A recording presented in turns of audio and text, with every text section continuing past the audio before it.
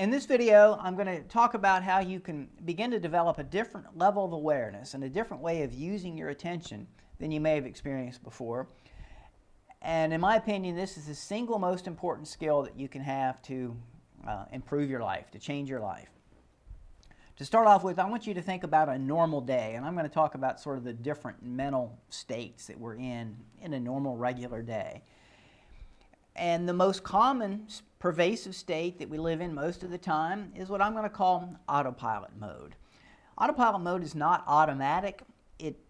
In this state of mind, we're paying some attention to our life, we're interacting with people, we're responding, we're making decisions, we're doing our jobs, we're eating, we're cooking, we're doing the dishes. We're engaged with life to a certain extent. But normal life doesn't consume our entire attention. We have some bandwidth available, and most of that attention then goes to the hamster wheel of thoughts that's spinning in our head pretty much all the time, which I'm going to call monkey mind. So as we're doing our life, we're also thinking about the past and what went wrong, what went right, what should have happened instead. We're thinking about the future, all the things that we have to do, making plans. Maybe we're thinking about all the things that may go wrong. We're analyzing our social interactions in real time and judging the person. Do I like them? Do they like me? Am I safe and secure here? What should I do next? Typically in conversation, instead of concentrating really on what the person is saying and on the person in front of us, we're actually thinking about what we're going to say next. So this is our normal life. And our emotions, so it's doing things with monkey mind running back there in the background. And most of our emotions come from monkey mind. Those thoughts about the past, maybe creating some feelings. We may experience guilt or regret or resentment because of what we're thinking about the future. Our thoughts about the future may cause us to feel anxiety and stress. Our interaction with this person makes us feel maybe nervous or safe or secure. Any combination is possible. And the whole time we're doing this, our inner critic is sitting on our shoulder telling us how bad we're screwing things up and what a loser we are. And that's making us feel upset and unconfident. So it's not that bad, of course. I painted a pretty dismal picture. You know, there's obviously some happiness and contentment in there, but I think you get the point. Now, while we're in autopilot mode, there's some additional subordinate states that are possible. So one is the state of doing our habits. So if we wake up in the morning and we go immediately brush our teeth, that happens in a habit. That's even with less attention than kind of our normal mode of life. And of course, a lot of drinking takes place or is kicked off through the habit cycle. And then even below that is the level of like automatic functioning, where we've learned skills so well that they take no thought at all. And driving is largely an automatic function. Tying our shoes is a little thing. We don't even have to look at it, and we certainly don't think about it. Then there's a mode that's completely different than these, and that's of concentrating. So if we have to learn a new skill, if we were going to try to learn a new and different knot than the one we tie our shoes with, we would have to concentrate. If we're driving and we're in that automatic mode of driving and a load falls off the semi in front of us, we're going to get into concentration mode pretty fast. The concentration mode can be enjoyable because that monkey mind and that inner critic gets shut down. And a lot of times we like the results of concentrating. It creates satisfaction. And so it's one of the reasons we do some hobbies. Not all hobbies, but some hobbies, some sports, for example, demand some pretty intense concentration. And that's what makes them attractive. But concentration is tough. It's hard to concentrate for extended periods of time. So really a relatively small portion of most of our lives is spent concentrating. Now I'm going to talk about the mode of TV and Facebook. And for me, that is like a mode of fake concentration. That media grabs our attention and takes it in a way that tends to sort of shut down monkey mind, for example. It grabs that attention away from the internal and it kind of pulls it into that screen in front of us. And that's why we like that stuff. And unlike concentrating, it's easy and it's passive. You could do it for hours on end. It takes no energy at all. And for that reason, fundamentally, it's not very satisfying, but it doesn't stop us from maybe spending a lot of our time in this fake concentration mode of TV or Facebook. And finally, now I want to talk a little bit more about monkey mind. Imagine yourself stuck in a closed, quiet room with no other people, nothing to focus on, just you and your mind, no phone in there. A lot of people are terribly uncomfortable with this. They hate this, and they'll go to great lengths to find distraction. I read about an experiment that was done in 2014, and like 75% of the male subjects in this experiment would rather administer painful electrical shocks to themselves than just have to be there with their mind. So consider that. So all these modes of being that I've just talked about are part of what I call the thinking self. And there's nothing wrong, there's nothing bad about being in your thinking self. And no matter what we do, we're going to be there 98% of the time anyway. That's just life. But if you like your life, and if you like the results that you're creating in it, then party on. There's no need to do anything different. But if there's changes you'd like to make, if you'd like to drink less, if you'd like to lose weight, if you'd like to take on some bigger challenges that will help you make more money, for example, or you'd like to have better relationships, then it's hard to make those transformations from within the thinking self. Fortunately, there's an answer. There's a whole other mode of being that you can activate, and this is what I call the observing self. The observing self doesn't think or feel. It's not a better part of your brain that does things better, but it can direct your thinking, direct your attention. It can watch you think and feel, and it can do it in a way that's a little bit dispassionate, that's not so engaged, so that you don't have to take things quite so seriously. It gives you the perspective to question some of your thoughts. Are they as true and accurate and ironclad as they seem, or are there other ways to look at a situation that can bring benefit to you? The observing self is sound asleep most of the time and completely taken over by the thinking self. So I can safely say that until 10 years ago, I had very little experience, certainly no explicit knowledge of my observing self. I was in my thinking self all the time. And even now that I make an effort, I practice being in my observing self as much as I can, I'm still in my thinking self most of the time. I want to give you another metaphor to help make this more clear. I want you to imagine that you're going to a movie. It's an IMAX theater. It's got that huge screen that almost wraps around, a tremendous sound system. So it's a very immersive experience. You watch your movie, it's a good movie. It's got a lot of action. It's got good characters that you care about, good dialogue. And you really let yourself get sucked into and engaged in this movie experience. You experience the emotions that the characters go through of fear and excitement and anger and joy. It's like you're there. Turns out that this is the director's cut of the movie that you're watching, and it has a terrible ending.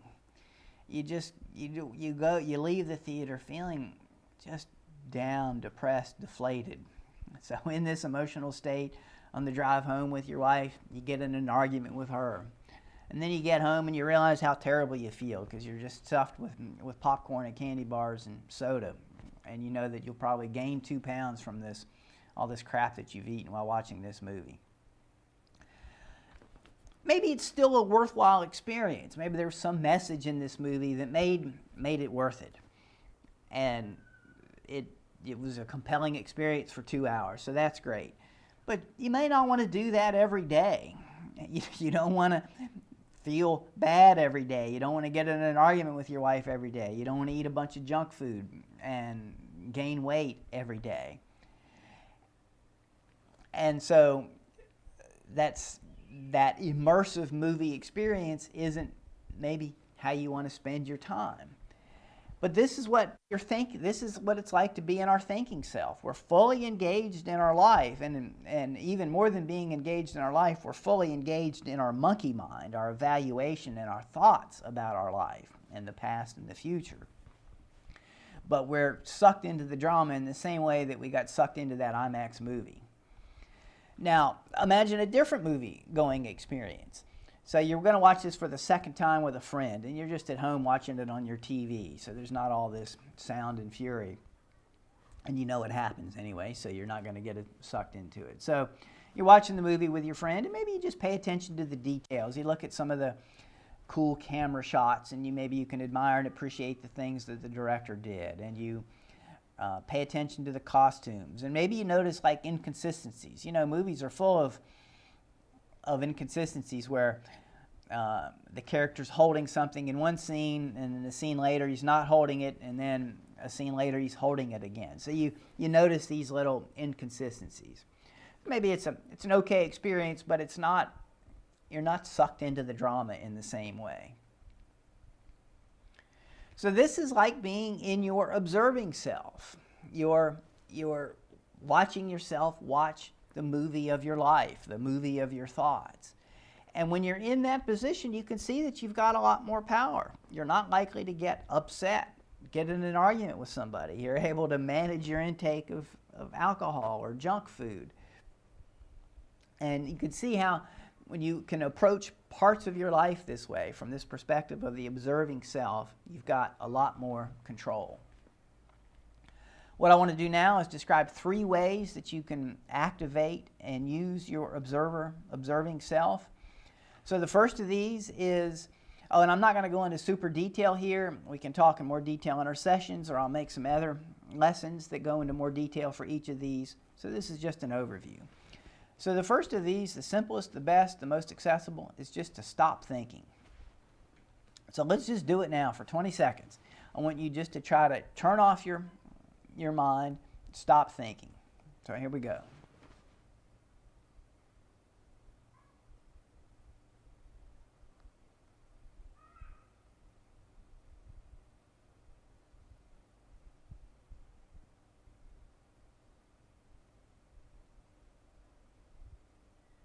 All right, what happened? Did you stay with an empty mind for 20 seconds? Probably not. I didn't. That's completely normal. But you can see that for a moment, you might have 2 observations. One is that the state of not thinking is a different state. Maybe you can see how it could be useful as a platform, as a foundation from which to direct your attention to get this distance that I talked about earlier. And you can see how strong the monkey mind is, how it takes over with its own little hamster wheel of thoughts. The fact that you didn't stay concentrated the whole time is completely fine. If maybe you were able to, you caught yourself halfway through, you caught yourself thinking, and you brought yourself back to stillness. That's great. That's really what this is all about. And I call that's like a rep. That's like doing a push-up. And in the way that doing more push-ups is better than few push-ups, doing more of these reps is a form of exercise for your mind. And this is really the goal of meditation. It's not to get into some state of calm or clarity. It's to do these reps of catching your mind and bringing your attention back to zero in this case. You can extend your ability to not think. One of the best ways I use to do this is to concentrate on your breath, and specifically on your exhale.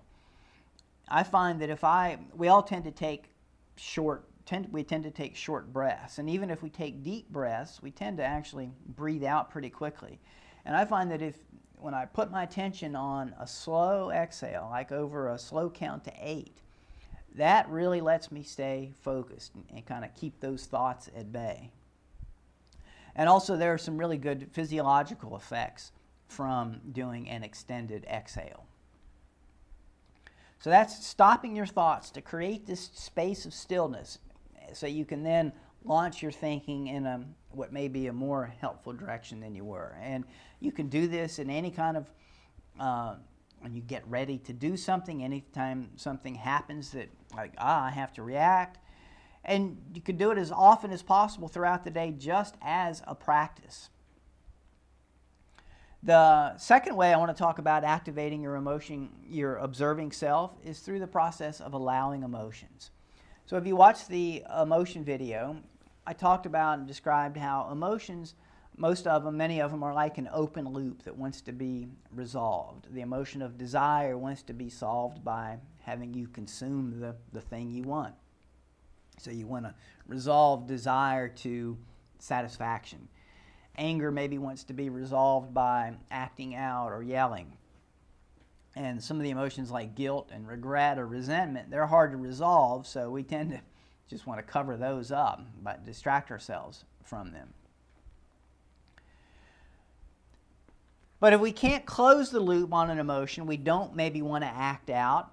We don't want to distract because that's harmful in our lives. Our next tendency is to resist it. And this involves trying to push it away, using willpower, white knuckling to make it go away. And a lot of times there'll be a lot of self-talk about, well, it's not fair that I'm having this emotion, and it's I shouldn't be having this emotion, and maybe I'm a bad person for having this emotion. So when we do that resistance, you can feel it in your body, and we layer a whole additional layer of negative emotion on top of the underlying emotion, and we just make it much worse. The third option, and the one that involves the observing self, is to do what I call allowing the emotion. So we want to experience it, not think about it. And the way you do that is to check in with your body, because all emotions can be felt, they're experienced in the body. Emotions are our body having some physiology happening to prepare us for some action. So if you'll check in with your body and just look where there's some sensations, and you may notice it in your belly, you may notice it in your neck or shoulders, tension in your jaw, maybe you feel emptiness or a pit in your chest. Just check in with your body. Find the most powerful, the strongest sensation. And then just try to breathe into it. Don't try to make it go away. Try not to comment on it. Just notice it. And then you can make yourself stay engaged with it by trying to describe it. You can say, does it have a color? Or does it have a speed? Or is there a temperature associated with it? Does it have a texture? Is it smooth and hard, or is it soft and heavy? Is it jagged or bumpy or prickly or tingly? So all these are ways to sort of, you're using actually your thinking self. You're doing an evaluation, but you're trying to keep your thoughts from going into an evaluation of why am I feeling this, to really being aware of the emotion. What you'll find when you do this is that emotion has a lot less impact. They're less powerful than we typically give them credit for. You'll see that, yeah, my heart's racing. That doesn't feel good, but I can handle it. I don't have to make this go away. And that's really one of the good outcomes. When we, through allowing, you can become a person who is able to feel any emotion, and then you're freed from having to do all the stuff we do in our lives to get away from emotion and solve emotions, and it's really a powerful thing. So finally, the third version, or the third way to activate your observing self, is with a process that I call thought download. So this is to, we're going to look back at something that already happened. We're going to bring our awareness and attention to something in the past and observe it with our observing self. So the way you do this, so think of an event that had an undesirable outcome. Maybe just that it left you feeling bad emotionally. Or maybe you did something that you wished you hadn't done. You drank too much. You maybe got in a conflict with somebody, something like that. Take 5 minutes. You got to have a pen and a piece of paper. You have to do this in writing, or you could do it on the computer. I don't think you could do it on your phone. It would be too slow. And just write down all the thoughts about the subject. Everything that comes into your mind, write it down. Don't edit, don't judge, don't try to write a coherent story. Just get everything out on paper. It's a dump, a thought download. And do that for 5 minutes or so. So just that act of when your thoughts are out on paper, you can literally observe them instead of think them. And you'll see that it's a different experience than being caught up in them. It's very different than the experience you had when you were caught up in those thoughts that happened when the event occurred. So right there, that's your activating self. And there's many things that I can teach you to do with this download of thoughts that'll give you some insight. I'll talk about just one of those, which is you could look at those and then pull apart the facts from the thoughts. And usually in a thought download, there will be very few facts.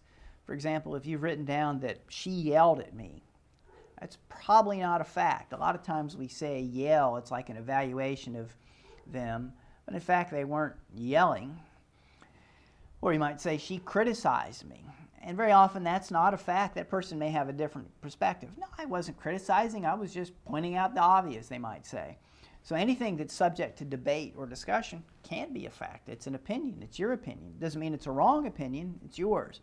So this is a way to bring your observing self to bear, to engage with with a past event and look at the thoughts that created the emotions that fueled the actions.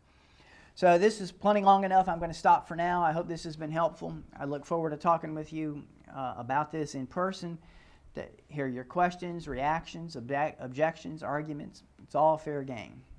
All right, goodbye.